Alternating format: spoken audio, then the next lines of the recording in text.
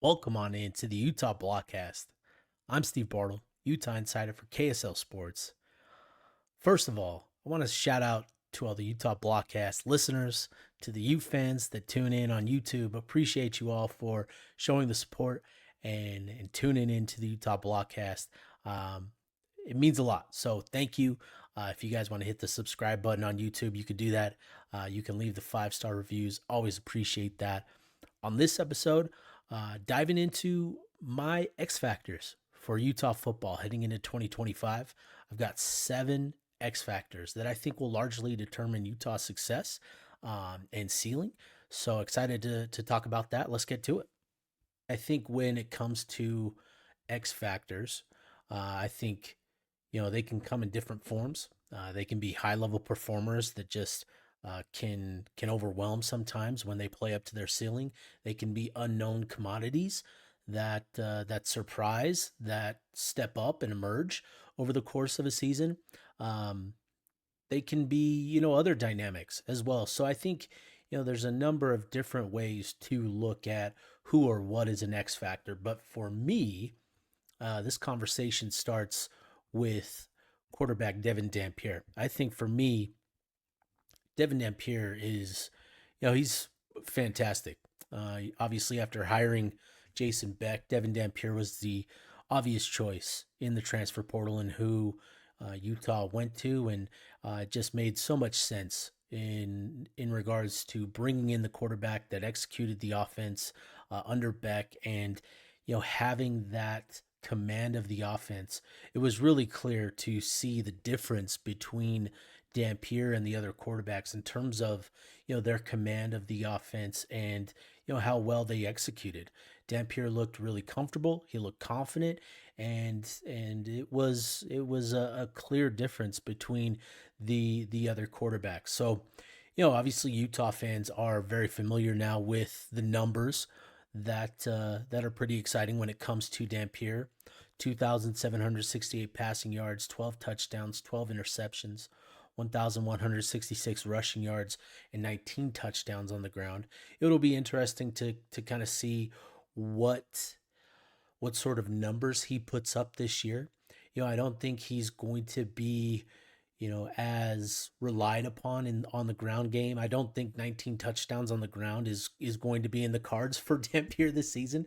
That's not to say, but that's mostly because I believe others are going to be more involved. I think Rashod Parker is going to eat into that touchdown number, and I think that's a good thing. I think for Dampier, I think double-digit touchdowns on the ground is still very doable as he makes this transition to Utah.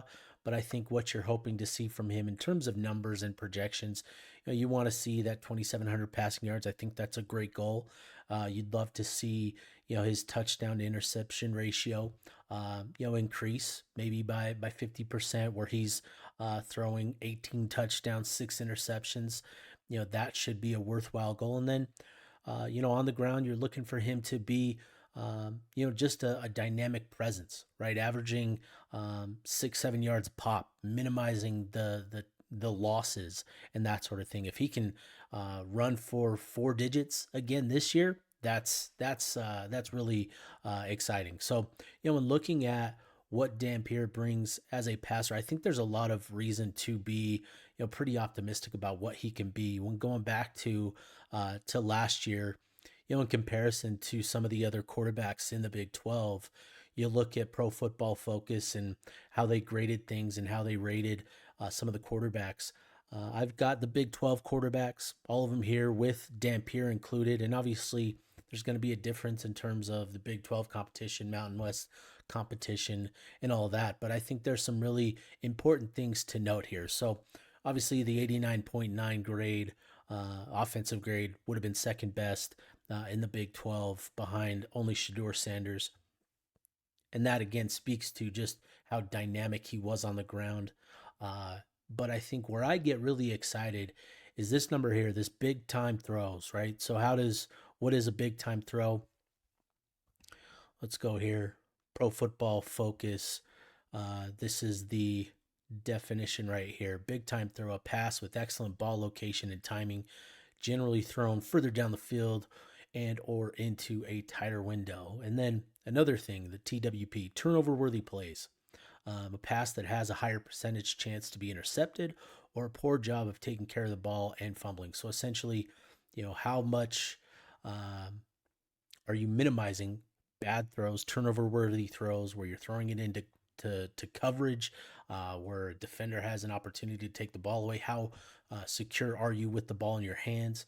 And so here you see, Dampier accounted for 20 big time throws, which would have been, tied for fourth best in the league with Morton at Texas Tech, Rocco Beck, Jalen Daniels, Shedeur Sanders. Those were the only three ahead of Dampier in terms of the total number. And when you look at the passing attempts, you kind of like what you see there, where Shedeur is throwing for 90 more. He attempted 90 more passes. Beck, 70 more passes. So you like that right there. And then you see here Isaac Wilson down here, 7 big time throws, and we remember some of them. The pass to Money Parks against TCU, that would have qualified as a big time throw. So obviously a big difference here between Dampier and Wilson. Turnover worthy plays. This is where Kyle Whittingham is just going to love this, because you're minimizing your turnover worthy plays. He kept that to 10, which is really impressive. In terms of the rate of turnover worthy plays, he would have been third best behind Sam Leavitt and Shedeur Sanders. And considering what those two quarterbacks did at Colorado and Arizona State, I think that's the sort of company you want to keep. And I think where Utah fans should feel really excited is Dampier throwing deep, right? There's a lot of questions about his accuracy and what he can do. And, I'm going to talk more about Jason Beck and the offense. But, when you look at what Dampier was able to do in New Mexico, obviously with some of the limited talent around him, 19 of his 20 big time throws came at least 20 yards down the field. So he would have had the third most big time throws here, minimizing his turnover worthy plays to 4, which, is right in the middle of the Big 12, but still top 3 in the Big 12. And you like that grade, 82.8. You'd like to see it be a little bit better, but still, that's pretty solid, considering, where Utah was down here 14th at a 51.3 grade, only 7 big time throws to 9 turnover worthy plays with Isaac Wilson at the helm. And obviously, this is going to paint a bad picture of Isaac Wilson, but I think, we understand what Isaac went through last year. He was put into a position that he probably wasn't fully prepared for. And as a freshman, there's going to be a lot of growing pains. So, I think just this is reason to be optimistic about what Dampier can bring the offense. But two, what I really like is the 71 attempts down the field.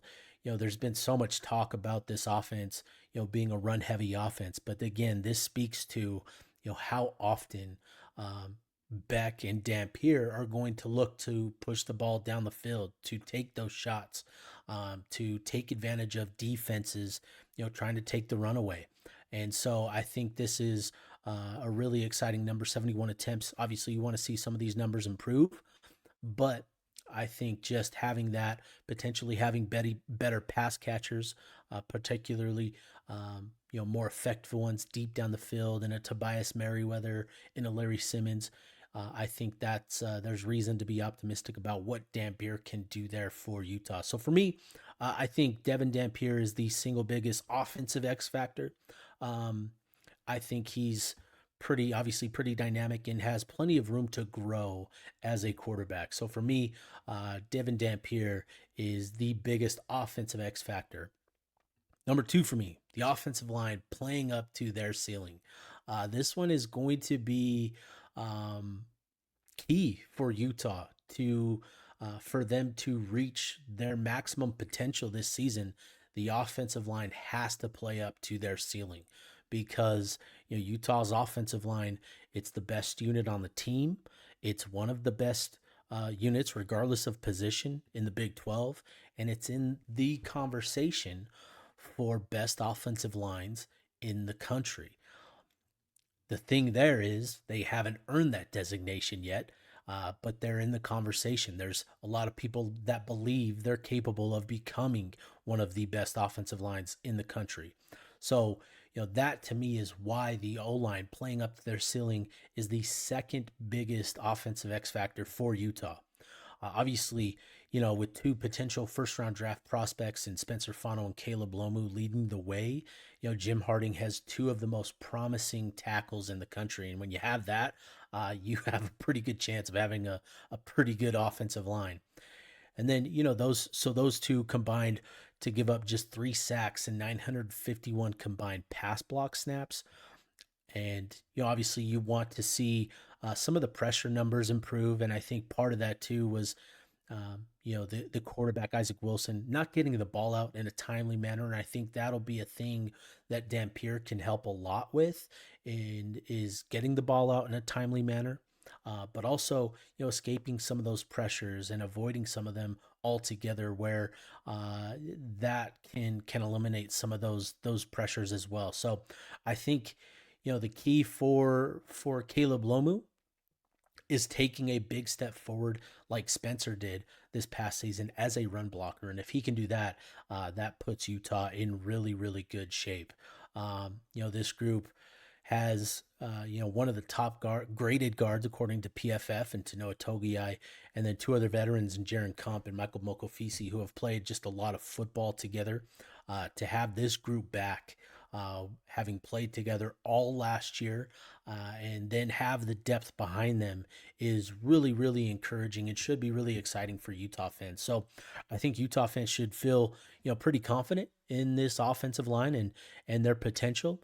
And I think a key that will get some talk probably, but probably not the amount of talk that it deserves. But I think the presence of Isaac Asiata is going to have a really good impact, a really positive impact on the offensive line.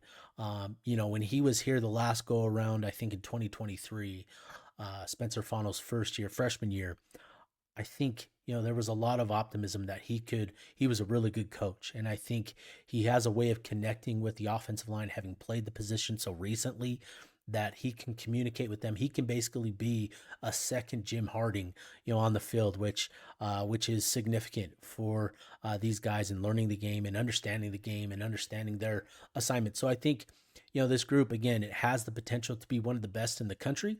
It's going to be up to them to play up to their ceiling, as often as possible. It's hard to expect that on a week in, week out basis, but I think, there are going to be games where this group just completely dominates and overwhelms the opponent and leads Utah to the victory. So I think this group is the next biggest X factor on the offensive side of the ball for Utah, is the offensive line.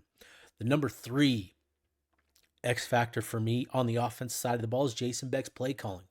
There's a lot of individuals that I probably could have singled out, especially at the skill positions, because Utah is going to need players to emerge at those spots. But I think Beck's play calling will be, a pretty significant X factor for Utah this season. Over the last 2 seasons, Utah just became way too predictable. And obviously there are a number of reasons for that. Obviously when you have a freshman quarterback, a true freshman quarterback, the playbook, the command of the playbook just isn't the same as a veteran. When you have to rely on, your backup quarterbacks in 2023 to lead the way. Even an experienced vet like Bryson Barnes, there's still just limitations there. And the play calling just became way too easy to figure out, whether it be, certain personnel groupings or specific formations.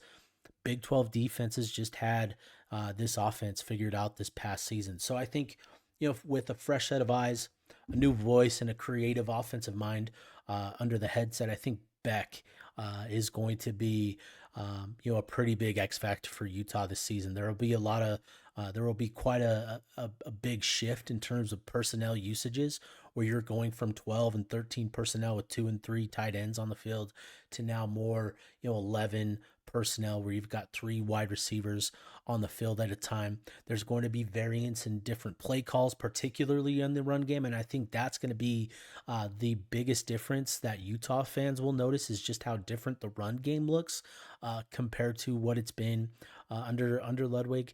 And I think Dampier's presence has a big reason, will play a big reason in that as well. So I think with the quarterback that he's very familiar with and understanding his strengths and weaknesses, having spent the time with him last year, I think this is going to be a pretty big difference maker for Utah this season. Is Beck calling the plays on the offensive side of the ball? Let's move over to the defensive side of the ball. I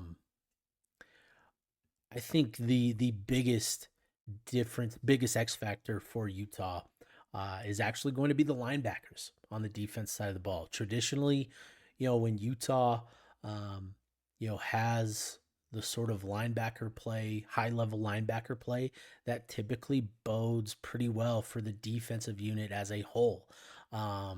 So, last year the linebacker room lost a couple key pieces. Obviously, Levani Devmooney in spring ball was lost for the season, and then Karenni Reed was lost in week 2 for a couple weeks, and that put a lot on the shoulders of Lander Barton, who was also making a return from a significant injury that he suffered in 2023.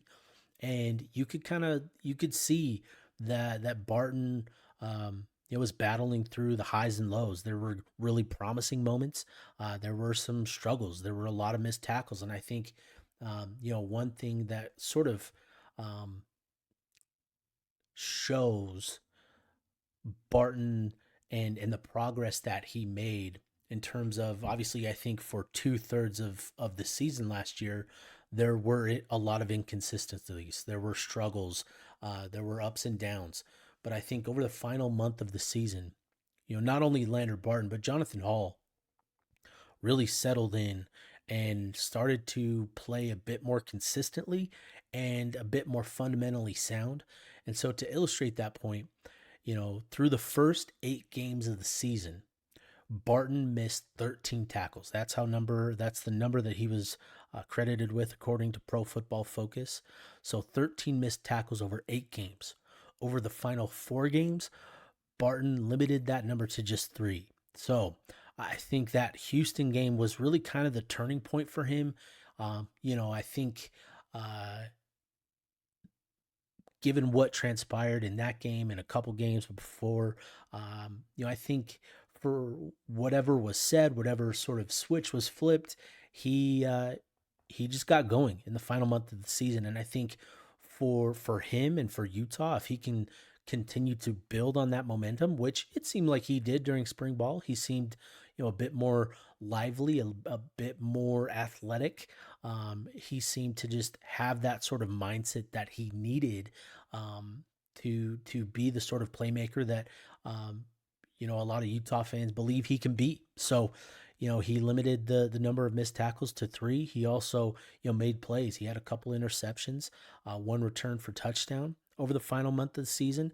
He had a sack, a forced fumble. He was just, he limited the mistakes and he made plays over the final month of the season. So you want to see that continue.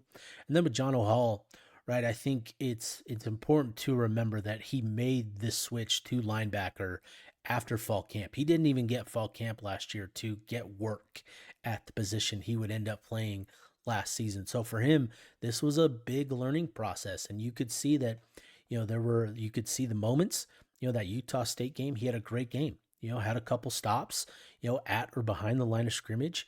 You could see the athleticism and how effective he was in knifing through the offensive line at times. But there were also, again, similar struggles that Barton had with missed tackles and struggles in coverage and that sort of thing. So for him, he acknowledged that, it was a bit of swimming in deep water. And he mentioned the Iowa State game as sort of the game where it all clicked for him. So, for me, I think the linebackers are going to be the biggest X factor because we've seen the difference on defense in terms of the impact that they have on this Utah defense as a whole when, they're playing consistently, they're playing fundamentally sound, compared to when, there's those missed tackles, those missed opportunities.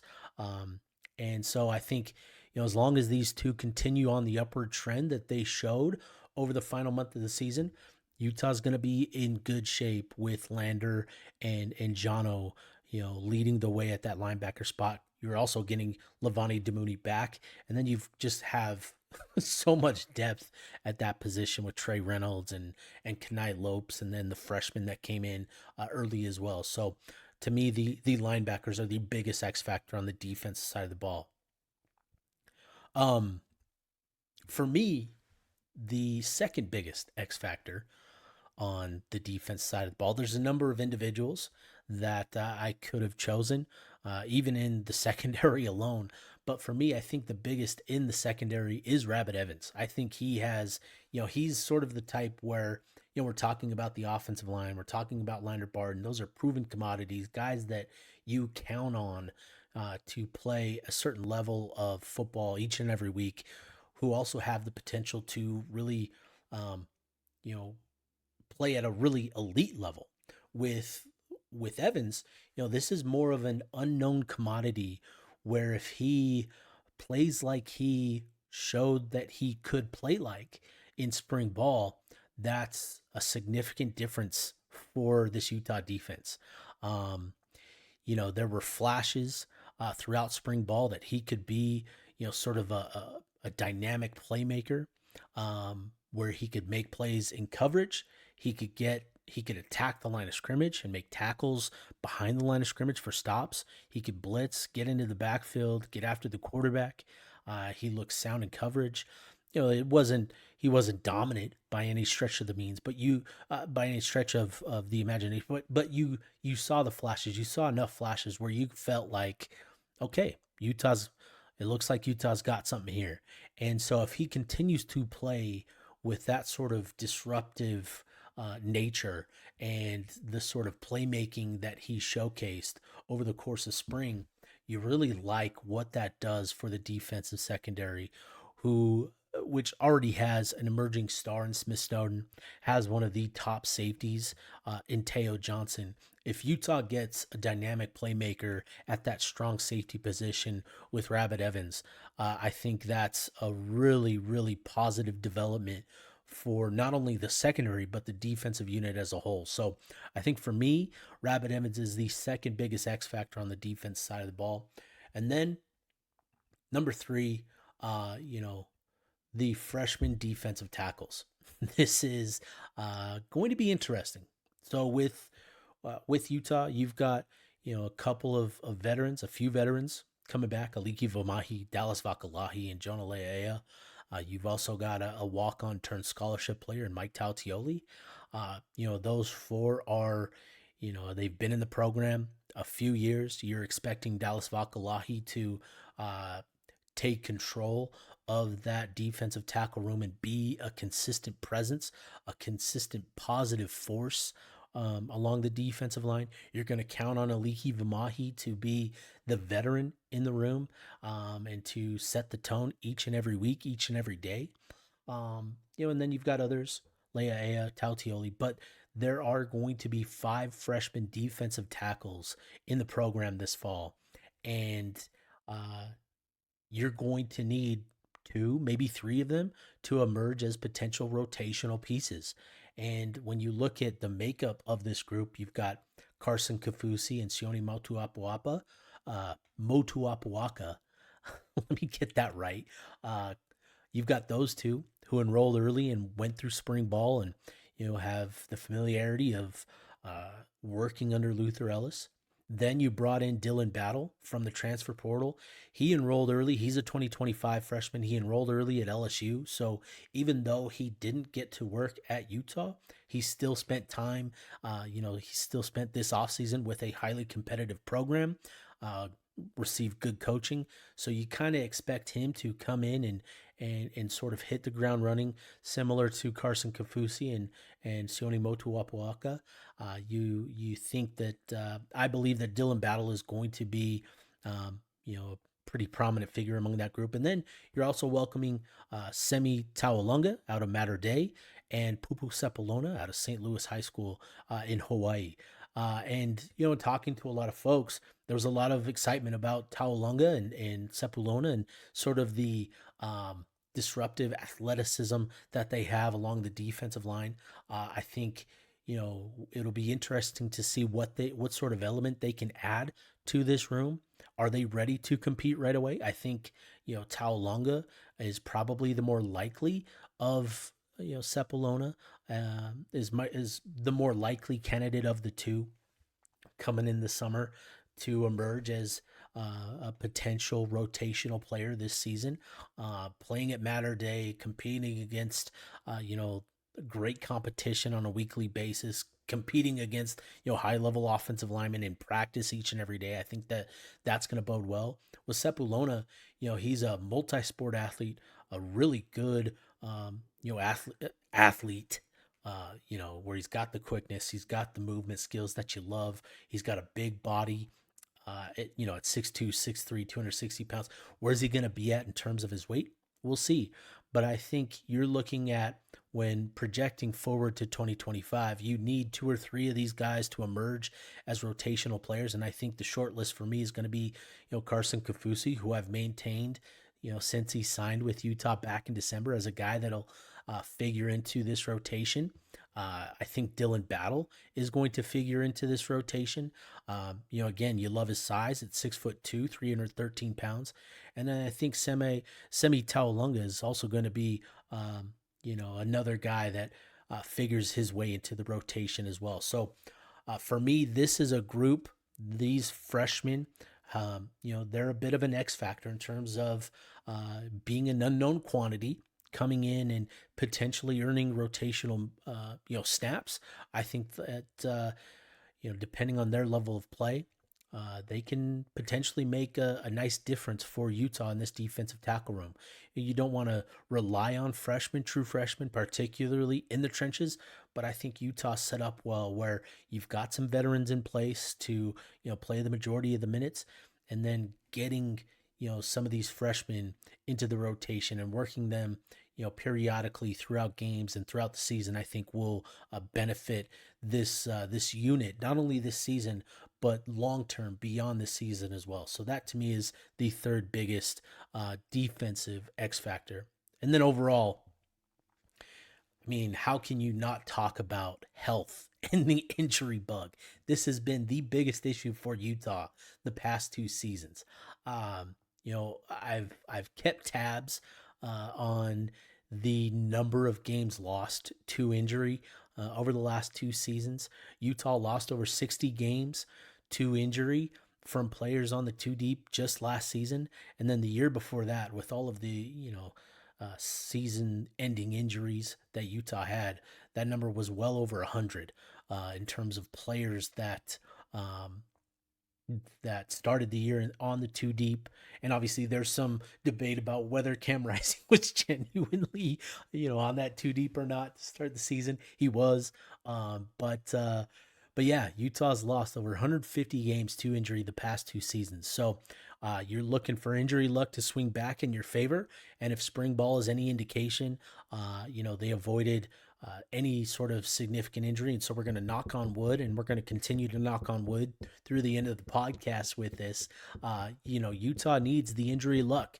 They need the injury fortune. And, Whittingham has talked about their constantly reviewing and assessing some of the data, some of the science, and making tweaks and making adjustments as they need to. And I think spring ball is a good indication that maybe they have made the necessary tweaks to avoid significant injury. But obviously fall camp looms large, and we'll see with UCLA being game 1. Utah's going to have to ramp up pretty quickly. So how do you preserve health? How do you prepare for a power conference foe at the same time? We'll see. But, health is going to be the biggest X factor for Utah, given what they've experienced the last 2 seasons and what they need this year. They need health. They need the injury fortune. So that's my list. I've got 7 X factors for Utah this season. Health being the biggest X factor overall, and I think all of you would agree with that. And then offensively, Devin Dampier, the offensive line playing up to their ceiling. Jason Beck's play calling. Defensively, I've got the linebackers, Rashod Evans, and the freshman defensive tackles as the biggest X factors for Utah heading into 2025. So, as always, would be curious to hear from you guys. Hit me with your X factors. Who do you think is going to emerge? Whether it be individuals, whether it be position groups, who or what do you think are the biggest X factors for Utah going into 2025? I'm going to wrap this one up. I'll be back later this week. I think I'm going to get Blair Angulo of 24/7 Sports to join me on Friday. So looking forward to that. A nice conversation about Utah recruiting, and we'll go from there. But appreciate all you listeners, and appreciate the Utah Blockcast supporters. And we'll be back on Friday.